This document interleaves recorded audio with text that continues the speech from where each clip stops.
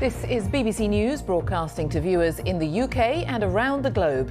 I'm Jane Hill. Our top stories. Boris Johnson says 90% of people who are the most seriously ill with coronavirus in the UK haven't had their booster vaccine. He's urging everyone to get jabbed.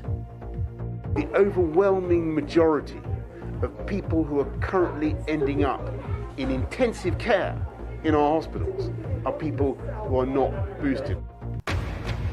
Nicola Sturgeon has ruled out any further coronavirus restrictions in Scotland, but she's continuing to urge caution as cases there continue to rise.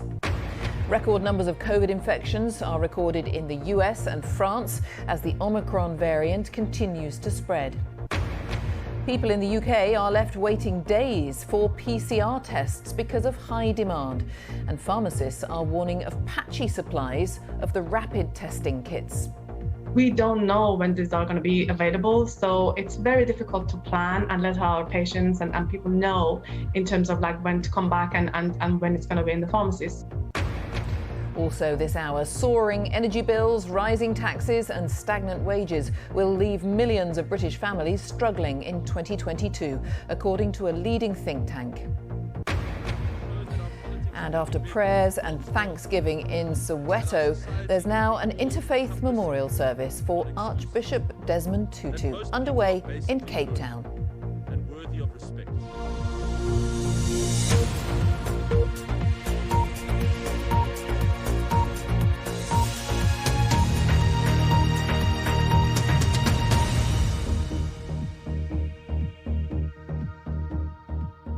Hello and welcome to BBC News.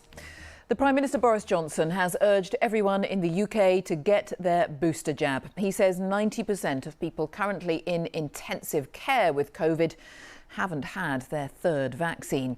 The number of people in hospital in England with COVID has risen to nearly 10,500. Meanwhile, pharmacists in the UK are warning of patchy supplies of rapid COVID tests.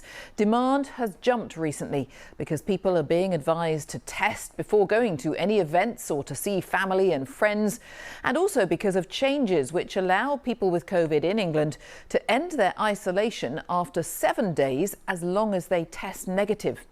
The government says more lateral flow test kits are being made available. Our first report is from our health correspondent, Catherine Burns.